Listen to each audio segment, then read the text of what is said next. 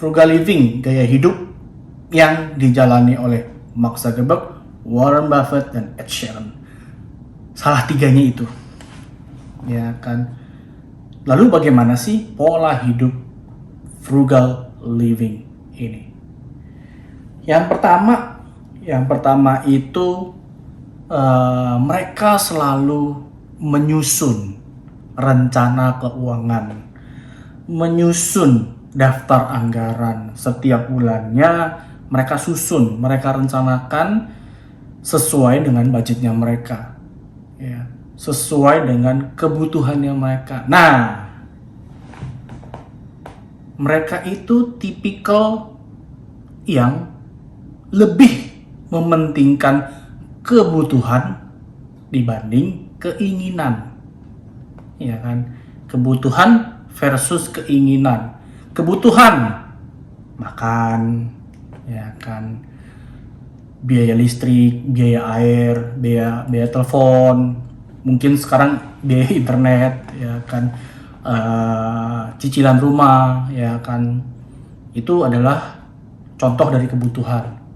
Keinginan, beli handphone baru karena modelnya lebih bagus, beli mobil baru karena mobil yang lama udah jelek gitu, ya kan. Beda lain cerita kalau mobil lama lu udah rusak, ya itu menjadi kebutuhan gitu loh, ya kan.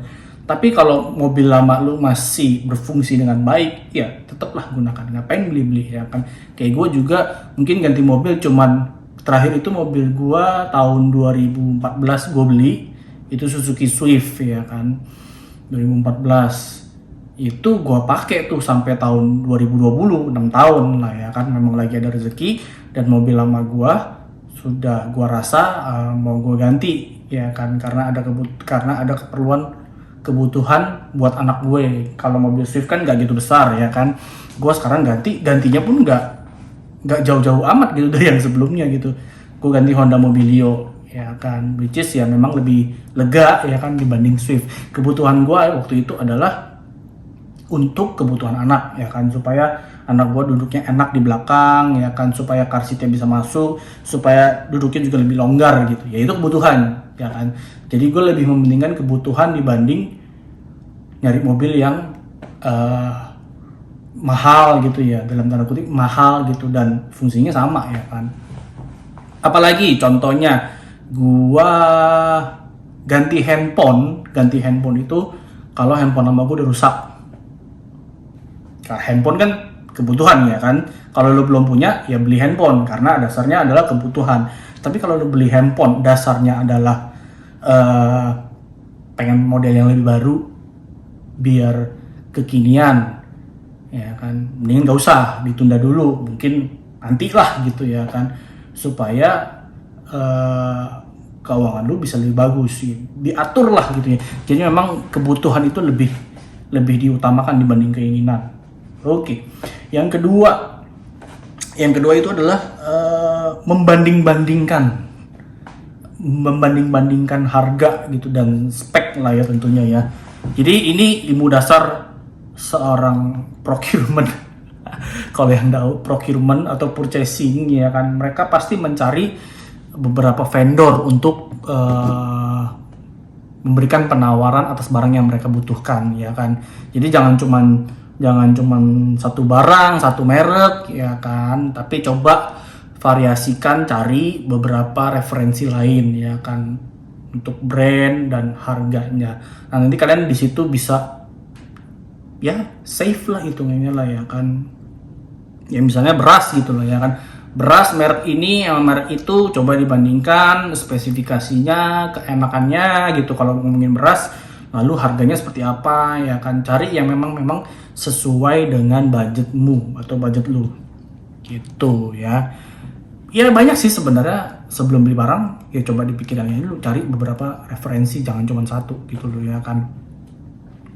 Yang ketiga, gaya hidup frugal living adalah persiapkan rencana makan, meal preparation. Jadi sebelum belanja mingguan atau sebelum belanja bulanan, kalian persiapkan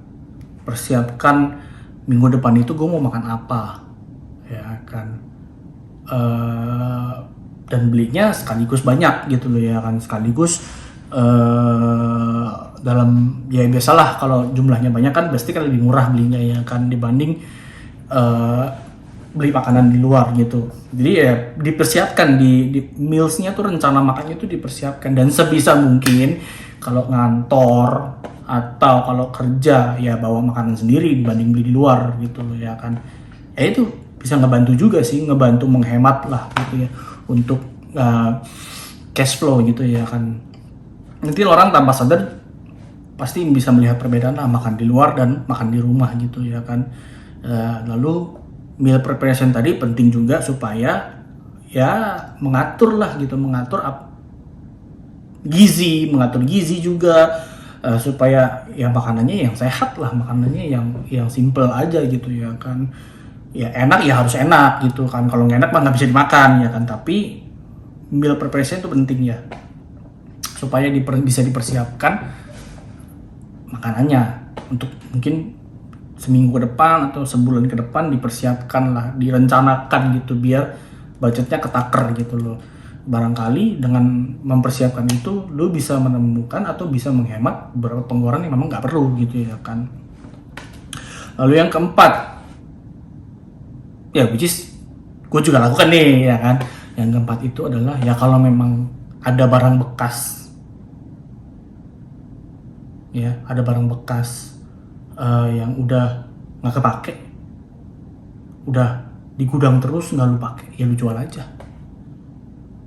Ya itu berduit juga, itu duit juga, ya kan. Tapi barang bekas yang masih bisa dipakai, ya kan. Tapi lu udah nggak pakai, ya jual aja gitu. Daripada numpuk-numpuk di gudang nggak guna, mendingan jual. Oke? Mungkin ini ngerti lah, kayak buku komik yang udah lu nggak baca, buku novel yang udah lu nggak baca, udah deh, nggak usah koleksi macem-macem gitu lah, ya kan. Buku begituan lu jual aja. Mungkin lu bisa jual sebagai barang bekas, itu juga masih ada nilainya. Lalu masih nyambung ke poin keempat tadi, coba aja cari barang bekas yang masih bisa dipakai, yang mau dibeli. Misalnya handphone bekas, nggak ada masalah kalau lu pakai handphone bekas, ya kan. Lebih murah harganya dibanding baru gitu, dengan fungsi yang ya handphone yang masih bisa dipakai, ya, yang fungsinya masih bagus, ya kan. Ya oke lah, lecet-lecet dikit nggak apa-apa, ya kan. Handphone kan fungsinya buat komunikasi kan, bukan untuk dipamer-pamerin kan gitu. Jadi ya kalau mau beli handphone bekas ya nggak apa-apa, menurut gua nggak masalah kok, ya kan. Lalu kayak misalkan mobil bekas juga nggak apa-apa, ya kan. Banyak orang jual beli mobil bekas kok, banyak juga orang yang nyari mobil bekas ya lebih murah dibanding yang baru. Ngapain beli yang baru? Oke, gitu. Lalu yang kelima atau yang terakhir, the way of frugal living is lu coba cari, kalau misalkan memang mau beli barang, cari diskon, cari cashback, cari redeem, ya kan, cari redeem gitu, ada kode gitu, misalnya kode referral gitu, pakai tuh. Itu juga bisa menghemat banyak juga, ya. Kayak gua beli makanan lewat Grab gitu, ya, ataupun Gojek gitu, ataupun Shopee. Gua nggak pernah mau beli kalau nggak ada diskon, kalau nggak ada cashback gua nggak pernah mau beli. Gua selalu beli kalau ada cashback, ada reward gitu, ada diskon, baru gua beli. Ya, daripada gua waktu itu pernah beli salah satu makanan lah, ya, namanya tuh makanannya Sangyu, ya kan, kayak macam-macam Yoshinoya gitulah, macam mirip-mirip Yoshinoya gitu. Itu gue pakai diskon terus. Diskonnya 40%, diskonnya 35%, ya kan lu. Tapi bisa makan enak. Jadi ya kalau memang mau belanja ya cari diskon lah, ya kan. Gue juga beli baju, beli celana, selalu carinya diskon.